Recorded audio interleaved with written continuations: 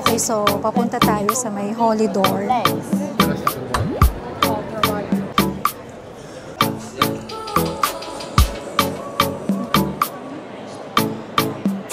Try natin itong tiramisu pistachio. Tignan natin siya paikot. Mag-toss tayo ng coin.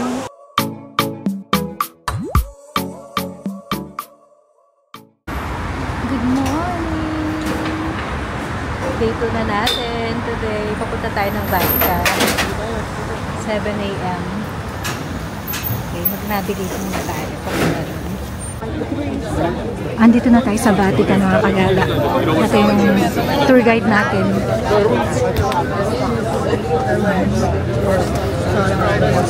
Constantine, he decided to build right on top on Peter tomb, the first standing St. Peter Basilica. Peter is the reason why you're here today, guys. Everything started from Peter's death and everything will end here with Peter's death. Why? Because Peter is conventionally, traditionally considered our first pope. So, dito na tayo sa loob. May itsura ng security check. Tapos, mga doctor lahat dito.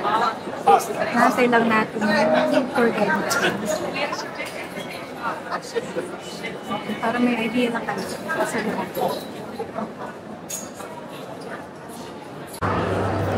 Nakalapos na tayo sa pangalawang security check. Ito yung Peter's boat. Ang ganda.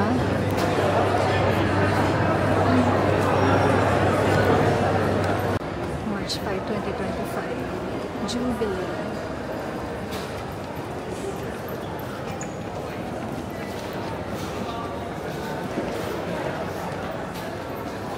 Papunta na tayo sa Sistine Chapel.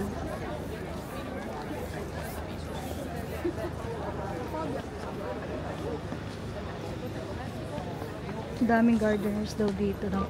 44 gardeners.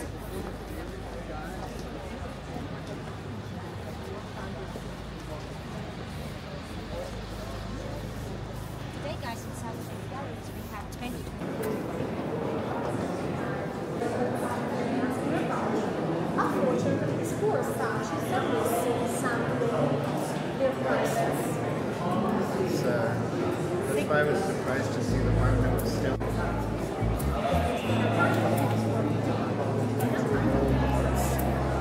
I want more copies. I want.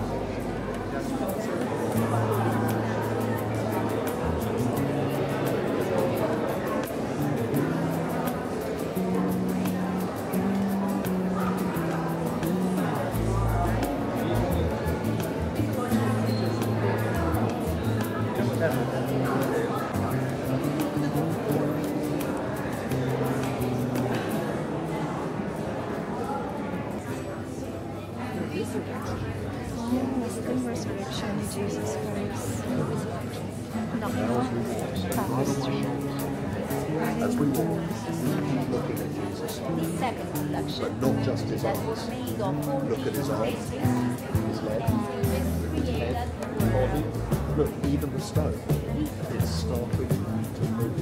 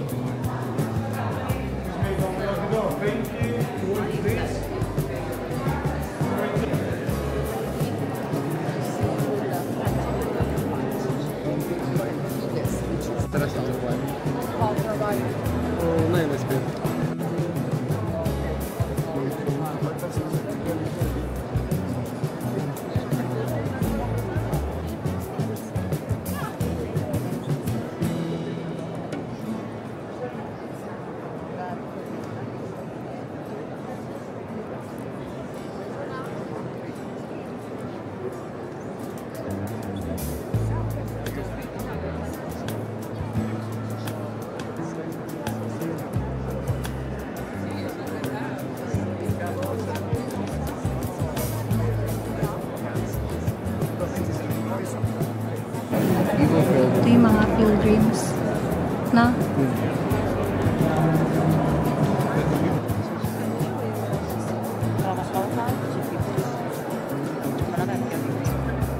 Allo stesso modo dopo aver cenato prese il calice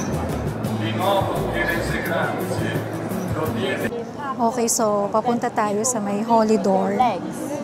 Dahil Jubilee ngayon taon, eto, gagrab natin yung chance. Makapasok tayo sa Holy Door. We're so blessed. Makakapunta tayo sa loob. Let's go. Dami tao. We're entering now the Holy Door.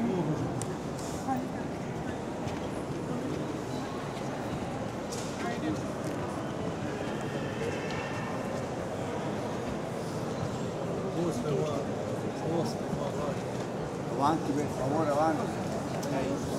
No stop, no stop.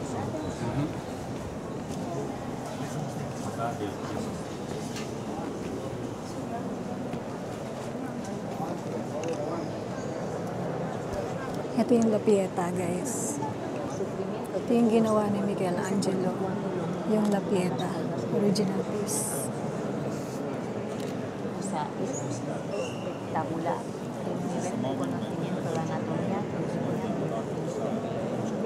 Impresionados esta obra.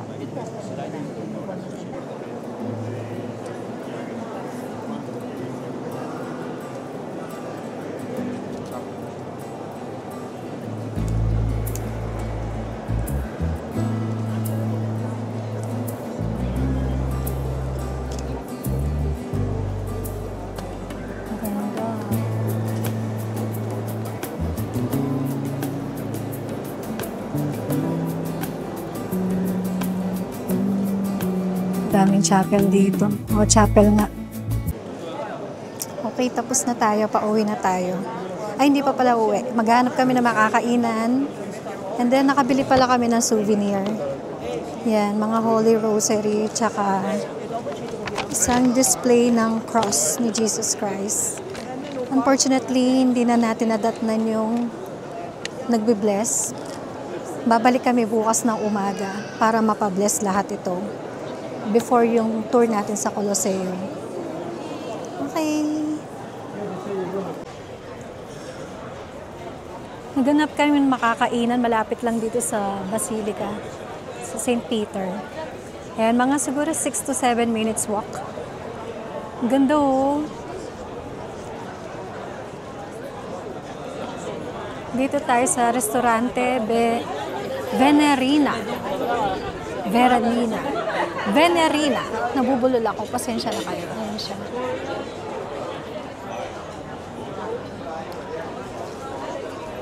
(1:47 PM na rin. Nakakagutom na sobra. Ayan. Nakakuha na kami ng table. Waiting na lang tayo sa order natin. So, may bread. Nag-order ako ng orange juice. Tapos ito, still water. Hawan ko kung may bayad yung still water nila. So, cozy. Ano siya? Local restaurant talaga. Here's our order, bolognese. Hindi ko alam kung beef to or what. Siguro beef bolognese. Nakakatakam. Tingin ni-imagine ko nasa Singapore. Ano kaya lasa ng authentic bolognese. Siya naman, nag-order siya ng ano to? Ano kasi yung order mo to? Lasagna. Kagabi pala carbonara. And then, nagustuhan niya to Aperol Spritz. Hindi ko type. Lasang gamot nung bata ako. Sabi ko, ganun lasa. Sorry pero yun talaga yun eh. Nag-order na lang ako ng orange juice. Tapos may complimentary bread nga sila. I think it's complimentary kasi lahat ng kumakain dito may bread eh. Ang kunat nung dulo niya. Napagod ako kakanguya. So, tikman na natin to. Sarap. Talaga. Tikman na natin to. Ay, tumalsik. Favorite ko kasi yung bolognese.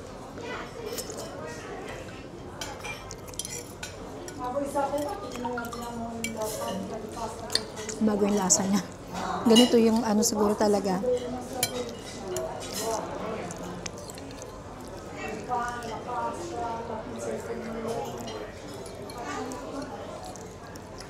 Isa pa. Ang sarap talaga ng pasta nila dito.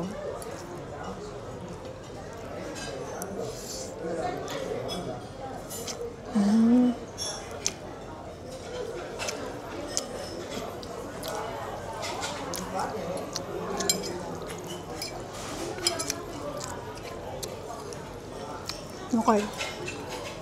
Honest review bilang Pilipino. Sa akin personally.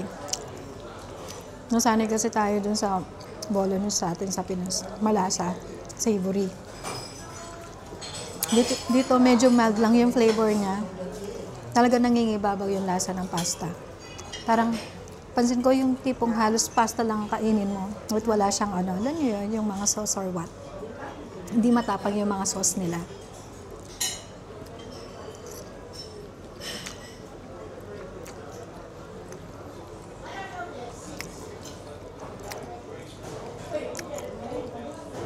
Pero when it comes to pasta, satisfy ako. Kasi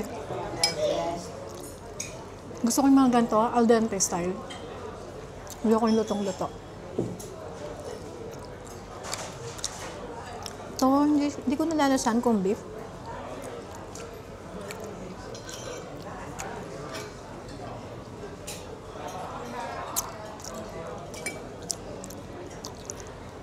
Mad lang din yung lasa ng ano niya, meat. Hindi ko alam kung beef to or pork. Tikman na natin yung ano niya. Patikim. Lasagna. Parang sarap ng order niya.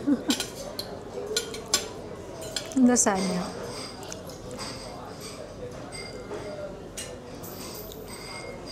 Cheesy. Lasagna. Gusta? Tuto? Yeah. Ang sarap ng lasagna. Perfect. Lasagna is perfect. So, kung mag-visit kayo, mas try yung lasagna. Kaysa dito sa Bolognese.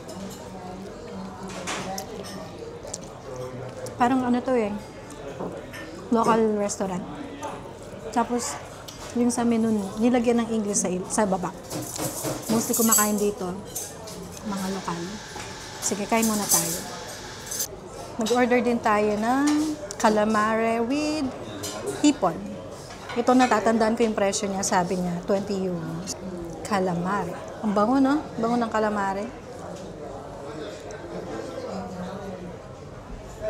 Kamote. Oh, really? Orange. Oh, okay. Favorite ko. Ang bango ng lemon. Try natin yung calamari. Ang bango. Ang bango. Namiss ko to.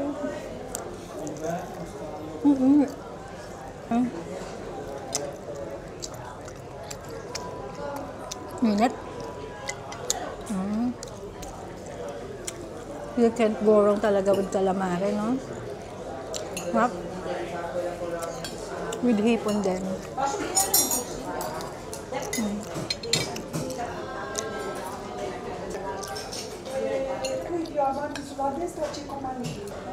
Ito daw sweet potato.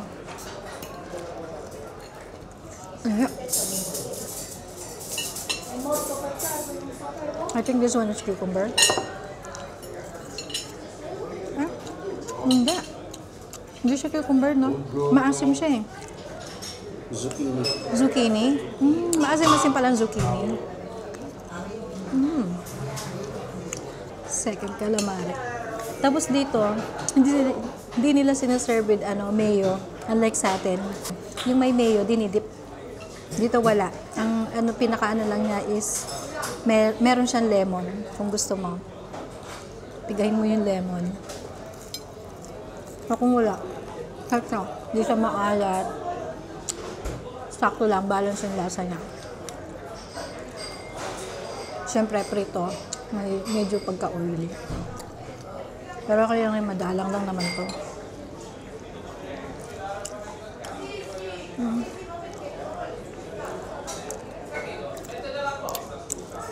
Sarap ng lemon. After ng late lunch, nandito tayo sa may bus stop. Papunta tayo sa Pantheon. Ang ganda, tignan nyo. Tapos, tingnan niyo yung gasoline station nila. Ang cute. Pakaliit lang. Yan. Sa gilid. Diba? Lakas maka-culture shock. Kano diesel? 1.59. €1.59. Yes. Ang ganda. Ang lakas maka-Emily in Paris vibe na dito. Ang sarap titingin. Ang ganda. Nandito na tayo sa bus.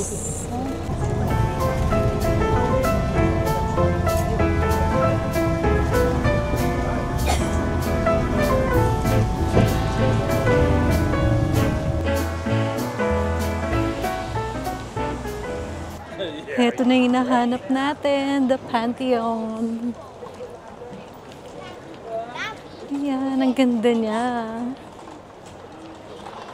Tingnan muna natin yung paligid.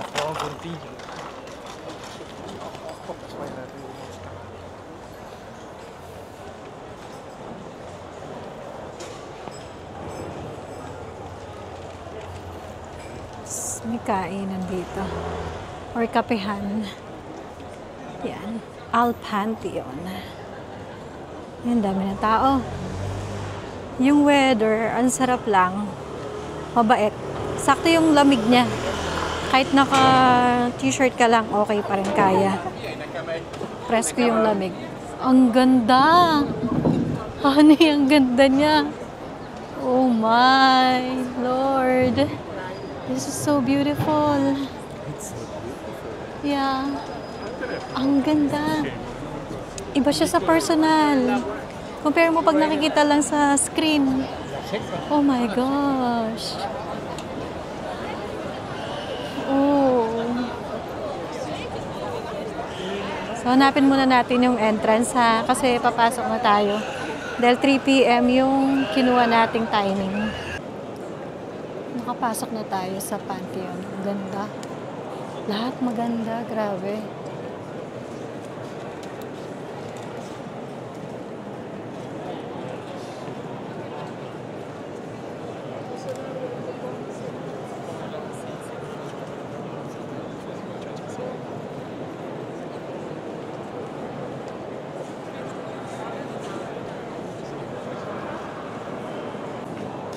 Chapel St. Joseph of the Holy. So, this is St. Joseph. So, dito nakalibing si Raphael, painter and architect. Ayan to, ni Raphael. Yung binook naming ticket sa Cook, may kasama na siyang audio guide. Ida-download mo na lang yun. So, sa Singapore pa lang, dinownload na namin yung app. Tapos siya yung pinapakinggan namin ngayon.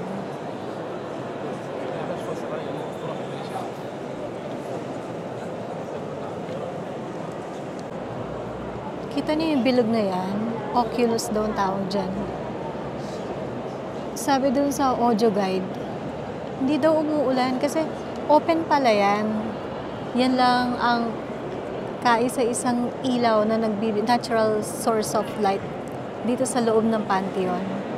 Kaya pala 6 PM, sarado na to kasi madilim na nun. So, wala ka na makikita kaya kinuklose na rin nila. And then, isa pang fun facts. Pag umuulan sa labas, hindi daw maabot dito sa loob kahit na may open yung sa gitna niya.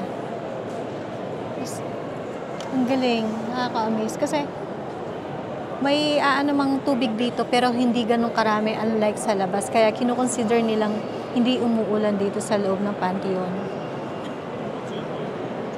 Based na rin sa pagkakagawa nung Oculus, yung bilog na yan. Ang galing. Actually, punta kayo dito. And mura lang naman, 5 or 8 euros yung sa entrance. Yun nga lang mahaba ang pila. May audio guide na yon. Marami kayong matututunan. Okay. Amazing. Old church din pala itong Pantheon na to, no? Holy Church. Kaya talaga bawal yung mga ano, dapat. Actually, kapag nandito na lang sa Rome, mas maganda yung suot mo is covered na talaga yung katawan. Or if not, dala kayo ng pantibabal para makapasok. And then, dapat nakapants. Or mahabang dress, ganun. So, dito sa gitna, ayan, naka-barricade siya or nakaharang. May butas sa flooring. Ayan.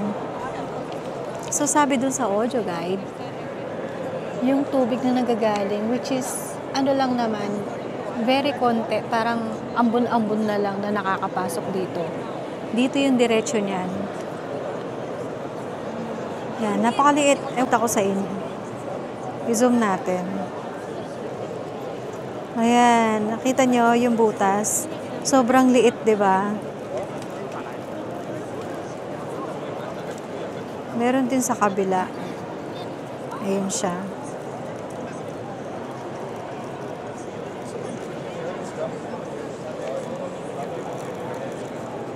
Yan, yung maliit. Dalawang maliit na yun sa butas. Tapos itong flooring na to, made in marble.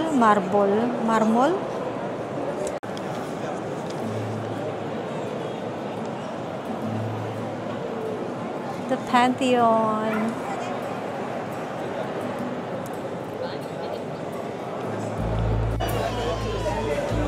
Bye, Pantheon.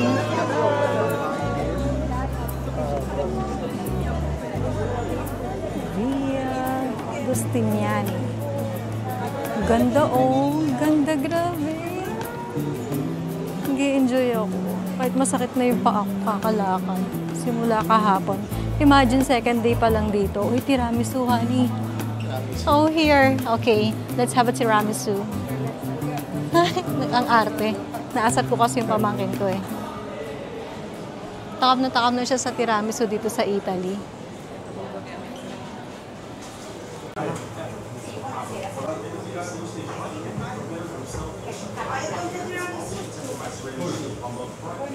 Can I have the tiramisu pistachio? Yeah. Try natin tong tiramisu pistachio. Ayan siya. Na-excite ako. Tapos, Zabawan ice cream. Zabawan. Tig 5 euros. Aperol spritz. Oh, may Aperol spritz na tiramisu. Fragola. Zupa Iglesia. Oh, nakakatakam lahat. Tapos may fruits. Nag-order din tayo ng coffee. The moment of truth. Kanina pa namin kinakain. Ang sarap niya. Pakita lang namin sa inyo. Tiramisu pistachio. Ang sarap.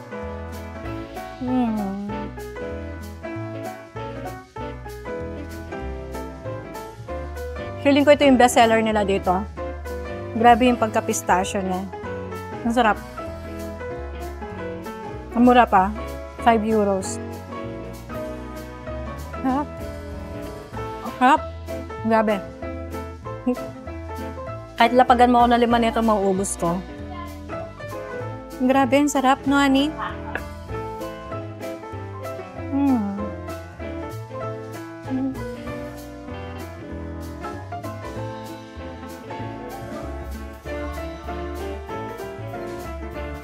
Sarap ng mainit na kape.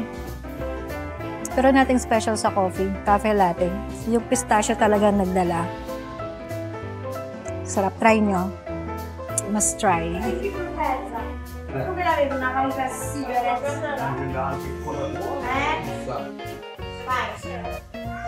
Excuse me. Hindi ako. Sorry.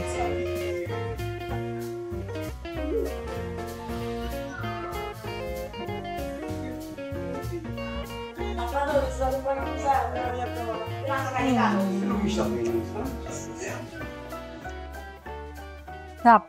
Sobra.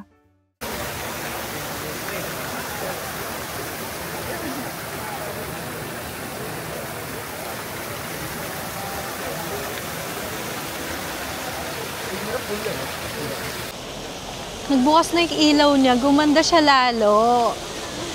Lapitan natin. Ang ganda! Amazing! Ang ganda, oh!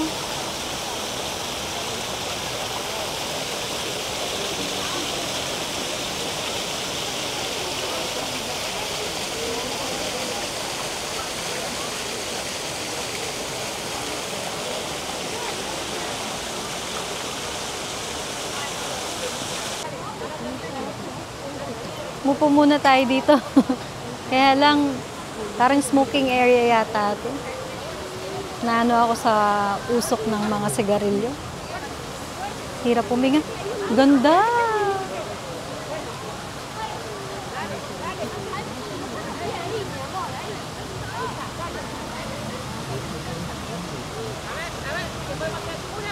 Ganda, no? Ayun, sarap ang people watching.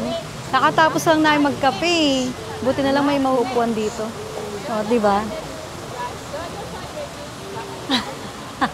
Tinupi ko muna. Sobrang sakit na talaga ng paa ko. We are here papunta sa Trevi Fountain. Daming mga ano dito, paintings. Sakit ng ilong ko. Talagang si Gladiator. Sakit na ilong ko sa ano, sa mga pausok nila, yung mga sigarilyo.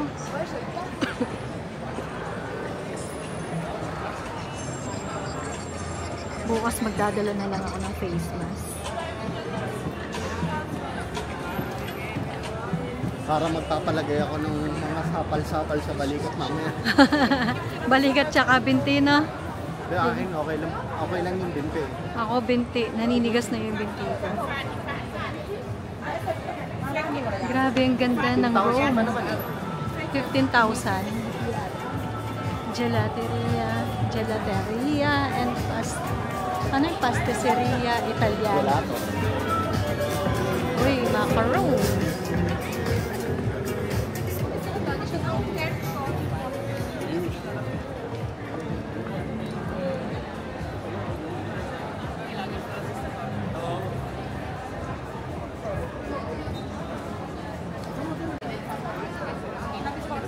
Ganda dito.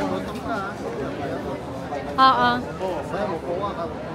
Gusto kong hanap tayo ng fountain. Igip tayo ng tubig. Nauuhaw na naman ako.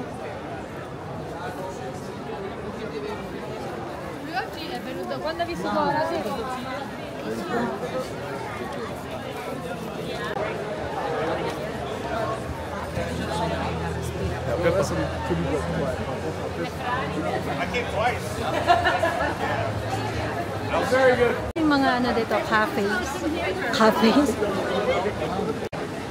Dahil mga kainan dito, mga cafe,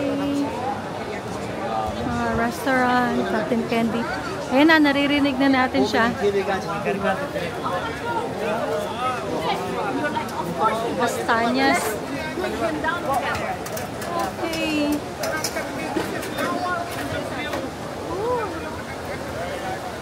Dinig natin yung tubig.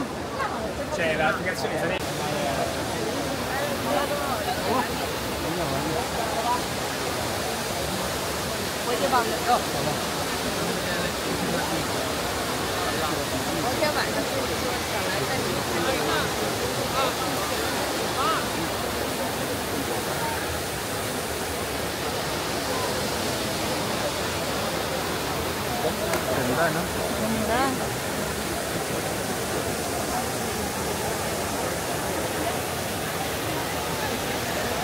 Dapat pagbalot daw yung coin.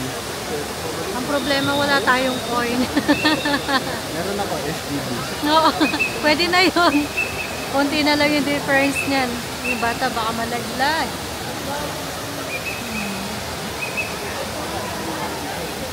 Mag-toss tayo ng coin.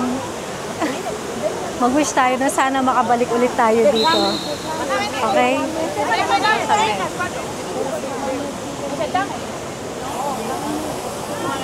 Okay! Hold on!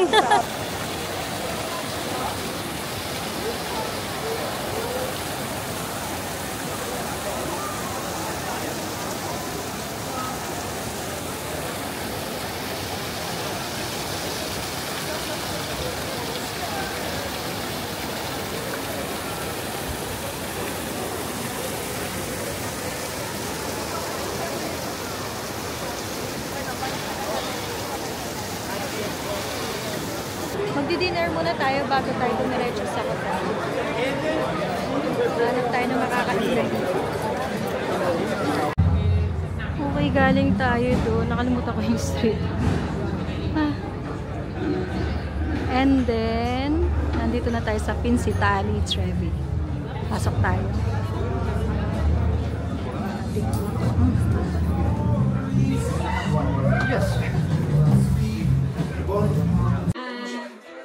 Ito yung menu nila. Kita nyo ba? Nakakasilang. I-post nyo na lang po kung gusto nyo makita yung mga prices. Para may idea din kayo. Puro ganyan talaga yung presyo, no? Palibasa, touristy place.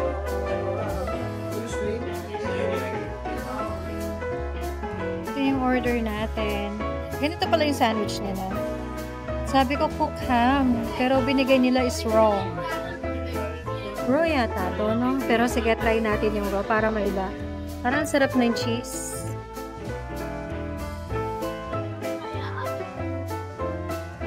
Ito hindi ko alam. Sa'yo ba to? Terlo ba to? Tapos Croquette. Croquette. Spicy pizza na pepperoni.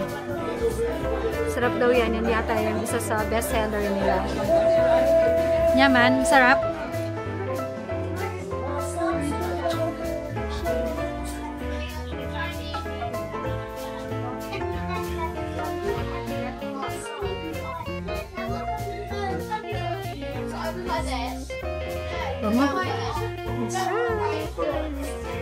Ano ko muna yung ham.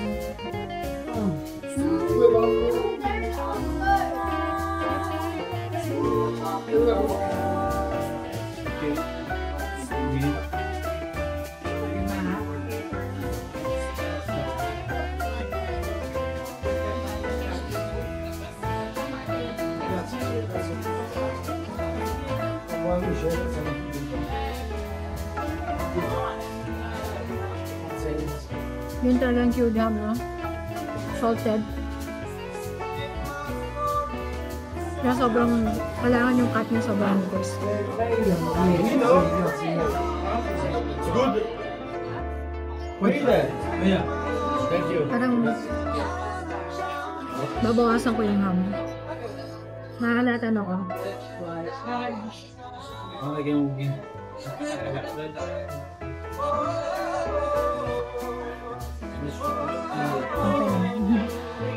Dalawang slice sinanggal ko. Puro ano na lang, cheese.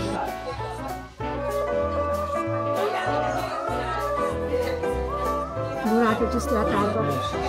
Akong cheese. Yung ham, grabe yung alat.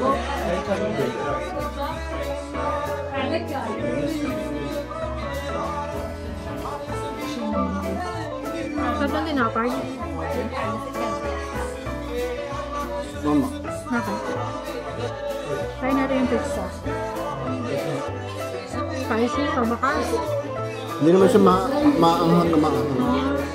Nasanay kasi ako yung spicy. Init.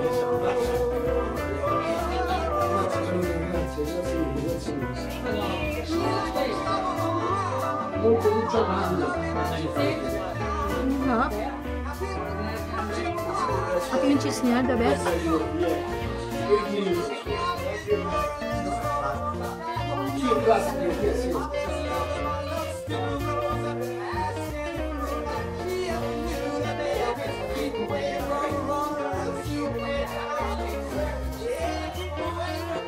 Tapos yung pagka-tomato, fresh na fresh. Ang sarap. Tignan natin pepperoni. Ito totoong bestseller din. Chop.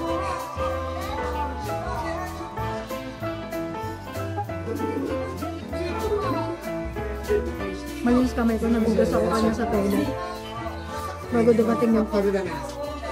Sarap. Kaya muna kami. Nag-wish ako na sana makabalik ulit tayo dito. Parang naramdaman ko, matutupad yung wish natin. Bukas na bukas, babalik ulit tayo dito. Ganun kabilis. Joke Joke lang. Bye! Good night, everyone! Papahinga lang kami, then pabalik na kami ng BNB later. Bye! Thank you for watching!